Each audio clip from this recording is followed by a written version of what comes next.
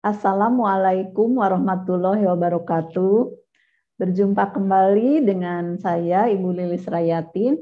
Apa kabar para perawat hebat, bidan hebat? Ya, kali ini saya akan menyampaikan dan kita belajar tentang bimbingan teknik perawatan berjenjang. Ya, slide. Ini outline-nya dari mulai pendahuluan, pengertian, bimbingan teknis, dokumentasinya seperti apa, sampai dengan kesimpulan. Keberhasilan pemberian asuhan keperawatan oleh perawat yang menempati sepertiga dari keseluruhan tenaga kesehatan di Indonesia, baik di rumah sakit maupun di pelayanan primer, ini perlu didukung tentunya oleh mekanisme upaya peningkatan profesionalisme perawat. Kejadian insiden keselamatan pasien perlu mendapatkan perhatian untuk ditindaklanjuti melalui manajemen mutu dan manajemen keperawatan. Kemudian level PK perawat ini masih belum sesuai dengan area kerja. Nah, tentunya memerlukan penataan dengan melibatkan perawat klinis dan manajer di pelayanan keperawatan. Berikutnya perlu inovasi untuk meningkatkan kinerja organisasi, yaitu melalui BIMTEK keperawatan berjenjang dengan metode coaching dan mentoring. Slide. Pengertian dari BIMTEK ini apa? Nah, BIMTEK merupakan kegiatan pembelajaran dalam rangka memberikan bantuan untuk menyelesaikan persoalan atau masalah yang bersifat khusus dan teknis. BIMTEK untuk mengembangkan kompetensi dapat dilakukan melalui coaching dan mentoring. Nah, ini ada di pasal 29 LAN RI tahun 2018. Bimbingan teknis keperawatan berjenjang juga ini sesuai dengan regulasi Permenkes nomor 40 tahun 2017 tentang jenjang karir perawat klinis. Dimaksudkan perawat level PK 1 tingkat di atasnya membimbing kepada perawat dengan level PK 1 tingkat lebih rendah. Perawat baru juga disebutkan bahwa adalah yang baru lulus pendidikan atau baru pertama kali bekerja dengan masa kerja 0 sampai 1 tahun. Dan perawat lama adalah perawat dengan masa kerja lebih dari 1 tahun. Regulasinya yaitu pada PMK RI nomor 40 tahun 2017 dan PMK nomor 35 tahun 2019. Untuk menurunkan jumlah perawat yang keluar dari pekerjaan atau turnover, kemudian menata sistem promosi berdasarkan persyaratan dan kriteria yang telah ditetapkan, sehingga mobilisasi karir berfungsi dengan baik dan benar. Slide. Berikut akan kita pelajari mengenai BIMTEK keperawatan berjenjang dengan metode coaching dan mentoring. Nah, kita lihat kondisi saat ini di RSCM, BIMTEK dengan menggunakan preceptorship modelnya. Nah, pengendalian dan pemantauan mutu asuhan keperawatan belum mencapai target yang ditetapkan. Ini kondisi before ya. Nah, kita coba membuat suatu ide dan gagasan penyelesaiannya itu dengan pengembangan BIMTEK keperawatan berjenjang dengan metode coaching dan mentoring yang nantinya masuk ke dalam Learning Management System atau EHR ya yang terintegrasi, sehingga kondisi yang diharapkan yaitu pengendalian dan pemantauan mutu asuhan keperawatan mencapai target yang ditetapkan. Next. Apa sih bedanya antara BIMTEK, preceptorship, coaching, dan mentoring yang ada saat ini? Nah, bersamaannya yaitu memberi bimbingan teknis, bimbingan klinik untuk pengembangan kompetensi, memberi bantuan penyelesaian persoalan. Nah, ini ada di PMK nomor 40 tahun 2017. Perbedaannya, preceptorship itu bimbingan yang melekat, selalu bersama ya antara preceptor dengan preceptinya, dinusnya bareng ya, tugasnya bareng, begitu. Ini cocok sekali untuk perawat baru ya. Dan PK pemula, kemudian juga mahasiswa untuk meminimalkan risiko. Nah, selanjutnya setelah perawat baru ini di-assess dan di-credentialing, akan mendapatkan rincian kewenangan klinis dan surat penugasan klinis. Nah, di sini mulailah disapi ya perawat baru tersebut, dan tentunya tetap diberikan bimbingan teknis. Yang selanjutnya itu dengan coaching dan mentoring. Nah, apa bedanya coaching dan mentoring? Kalau coaching lebih ke arah menggali potensi yang dimiliki oleh perawat tersebut ya dengan pertanyaan-pertanyaan yang tajam, powerful question. Di sini berupa penguatan untuk mencapai tujuan. Kemudian mentoring ini diberikan oleh seorang perawat ahli, ya, memberikan arahan dari ahli kepada mentenya. Ini ibarat icon ini ya, menyirami tumbuhan yang sedang tumbuh, gitu, agar terus tumbuh dengan baik. Jadi yang di atas ini kondisi before, yang di bawah ini kondisi after. Next. Alasan pemilihan BIMTEK menjadi kinerja kuantitatif dari penelitian Merchant 2007, pengendalian manajemen ini sangat penting, yaitu berupa pengarahan dan pengukuran kinerja yang terstruktur, yang nantinya SDM akan termotivasi untuk bekerja sesuai dengan harapan organisasi. Dan tentunya organisasi mampu mencapai tujuan. Next. BIMTEK kompetensi perawat klinis. Kompetensi perawat klinis level PK2 ini melaksanakan tugas sebagai mentor bagi PK1. Kemudian untuk PK3 melakukan bimbingan kepada PK2, PK4 kepada PK3 dan PK5 kepada PK4. Itu yang disebut BIMTEK berjenjang. Next. Nah, ini untuk gambaran kondisi BIMTEK saat ini. Contohnya saya mengambil perawat di ruang saraf lantai 5 gedung A. Di ruang saraf ini ya dengan jumlah perawat primer ada 5, kemudian perawat asosiatnya ada 30. Saat ini yang melakukan BIMTEK adalah perawat primer. Kalau perawat primernya ada 5, perawat asosiatnya ada 30, maka dibagi 5, sehingga rasionya 1:6. Selain rasio, kita lihat level PK dari mente, ada PK3, ada PK2, ada PK1, bahkan ada PK pemula. Nah, untuk teori pembelajaran, sebaiknya mente itu bersifat homogen. Nah, di sini heterogen, sehingga kurang efektif ya dalam proses pembelajaran. Kemudian yang lebih bersifat aktif adalah perawat primernya, begitu.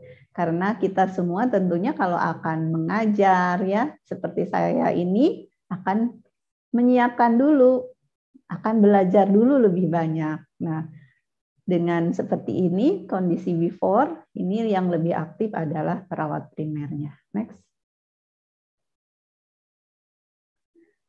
Untuk yang akan datang, BIMTEK berjenjang. Jadi kondisi after ya. Nah, PK5 membimbing PK4. Di sini di ruang Nero untuk PK5 ini belum ada. Nah, berarti mulai dari PK4. PK4 sebagai mentor ada 2 orang, kemudian PK3 ada 15 sebagai mente. Kemudian PK3 bisa sebagai mentor untuk PK2 yang sebanyak 15 orang, dan PK2 bisa menjadi mentor untuk PK1. Jadi di sini untuk rasio juga lebih mendekati ideal.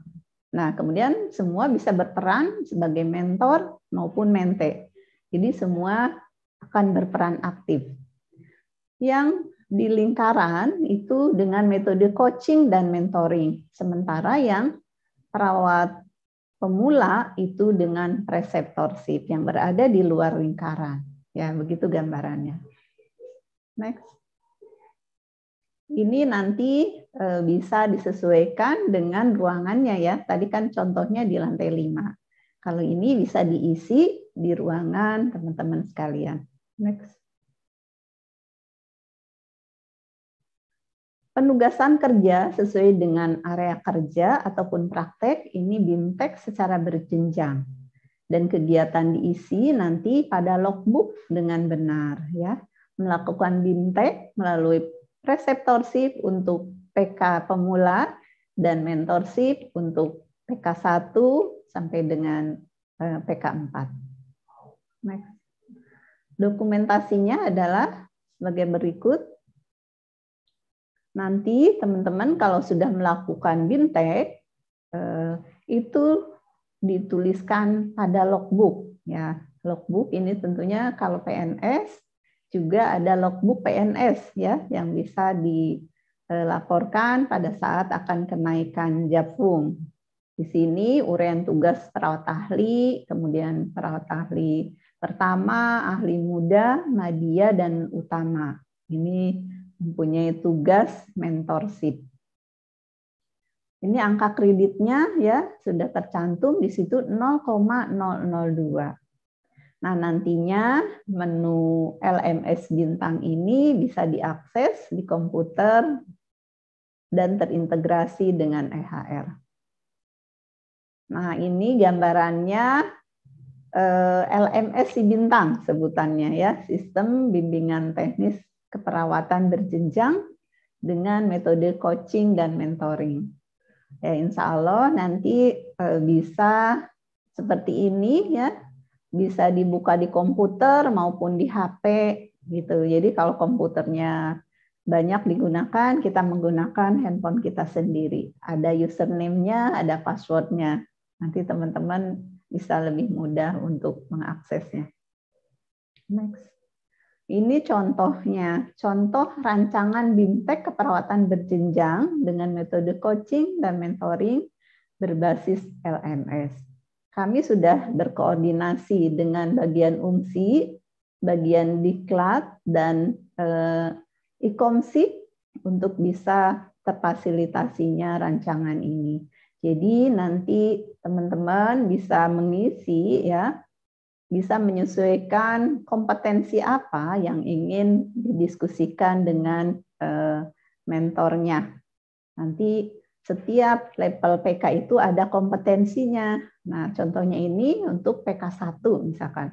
Mengukur tanda-tanda vital, EWS, dan tata laksana pasien dengan kasus emergensi.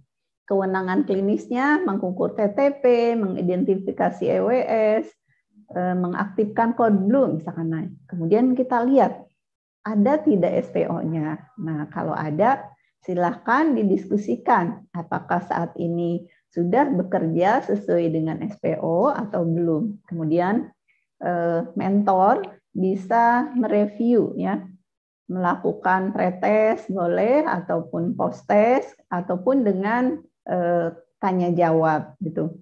Kalau ada, kemudian hasil BIMTEK-nya apa? Kompeten ataukah masih kurang gitu. Jadi ini untuk mempertahankan kompetensi yang mungkin masih agak lama ya kalau mau diakses lagi agar nanti pada saat akan kenaikan level nih teman-teman sudah terlatih, sudah sering membaca SPO begitu ya. Diharapkan nanti lancar pada saat asesmen kompetensi. Nah, kemudian mentornya menuliskan saran di kolom saran dan rencana BIMTEK berikutnya. Untuk BIMTEK berikutnya ini rencananya diadakan 2 kali dalam 1 bulan selama 9 bulan. Next. Ini contoh format yang masih kosong, nanti bisa diisi sesuai dengan yang slide di atas. Kemudian persiapan untuk implementasi dan dokumentasi BIMTEK, tentunya kalau ada kegiatan itu merupakan kinerja kita yang perlu didokumentasikan. Nah, persiapannya kontrak waktu antara mentor dengan mente, identifikasi level PK-nya, persiapan komputer atau LMS dan HP Android-nya, siapkan tabelnya seperti apa, siapkan buku putih, kemudian kompetensinya poin-poin mana yang akan di BIMTEK. Kopas bisa dari kolom ataupun kalau sudah ada bisa menggunakan kolom yang sudah terisi. Dan lihat pada kolom kewenangan klinis tersebut subpoin apa yang akan didiskusikan. Buka STO ya yang sesuai dengan yang akan dibimtekkan. Tahapan kegiatannya, diskusikan atau lakukan pretest sesuai SPO. Bila sudah sesuai jawaban, beri penguatan dari mentor kepada menti, berikan saran kepada menti apabila ada yang masih perlu ditingkatkan. Gali mengenai hal-hal lain, ya mungkin ada persoalan atau kemungkinan perawat ini merasa burnout dan lain-lainnya. Diskusikan penyebab persoalan dan kemungkinan burnout-nya. Diskusikan solusi pemecahan masalah secara bersama, mentor dan mente tanda tangan. Untuk dokumen ini bisa menggunakan white paper ataupun RKK ya dan dokumen SPO. Nah, setelah melakukan BIMTEK, catat kegiatan pada tabel LMS, karena nanti akan menjadi kinerja kuantitatif. Catat kegiatan pada logbook untuk yang non-PNS. Untuk yang PNS, bisa dicatat pada logbook PNS. Ya, slide. Profil ketenagaan secara keseluruhan di RSCM adalah sebagai berikut. Nah, untuk status kepegawaian kita sebagian besar PNS ya 54%, untuk pendidikan sebagian besar yaitu 71% D3 keperawatan. Usia sebagian besar yaitu 31 sampai 40 tahun dan jenis kelamin perempuan. Ya, next. Untuk status kesehatan ada 16% yang sakit, yang mudah-mudahan nanti lekas sehat kembali. Level kompetensi sebagian besar nih teman-teman, alhamdulillah level PK3 sebanyak 50%. Dan untuk jabatan klinis ataupun pengelola ini dari mulai perawat primer, kemudian HNNO, kepala ruangan, dan sampai ke kepala bidang. Ya, next. Ini perencanaan sumber daya keperawatan. Jadi perawat ini mempunyai level PK yang perlu disesuaikan dengan level areanya. Ya. Jadi seperti di intensif itu memerlukan level PK 3 ya sesuai dengan PMK 1778/2010. Jadi kriterianya PK 3 minimal PK 2 yang akhir. Ini kondisi kanan, ini yang diharapkan nantinya yang sesuai. Yang kondisi kiri yang warna biru ini saat ini yang masih memerlukan penataan. Jadi dengan adanya BIMTEK ini diharapkan teman-teman juga menyiapkan diri untuk suatu saat bisa naik ke level intensif. Ya, next. Ya, ini juga sama, silahkan next lagi. Ya, next. Nah, kesimpulannya bahwa isu prioritas yang perlu segera ditangani yaitu pengendalian dan pemantauan mutu asuhan keperawatan yang belum mencapai target. Nah, permasalahan ini perlu segera diatasi karena dampak kerugian akibat insiden keselamatan pasien bisa berkurang atau bahkan hilang. Pasien dan keluarga mempunyai pengalaman yang nyaman selama perawatan. Inovasi berupa bimbingan teknik keperawatan berjenjang dari level PK1 lebih tinggi dengan metode coaching dan mentoring yang terintegrasi, kemudian dengan metode preceptorship juga ya, berbasis learning management system, sehingga diharapkan kinerja perawat optimal dan pelayanan keperawatan bermutu. Kegiatan perlu didokumentasikan secara digital ya sebagai kinerja kuantitatif untuk mencapai tujuan organisasi. Nah, saya boleh menyampaikan kata-kata mutiara saya, maka sesungguhnya bersama kesulitan itu ada kemudahan. Bila ingin mendapatkan sesuatu, belajarlah dengan memberi sesuatu. Menolong, memberikan yang terbaik. Demikian materi dari saya. Terima kasih atas perhatian teman-teman sekalian. Wassalamualaikum warahmatullahi wabarakatuh.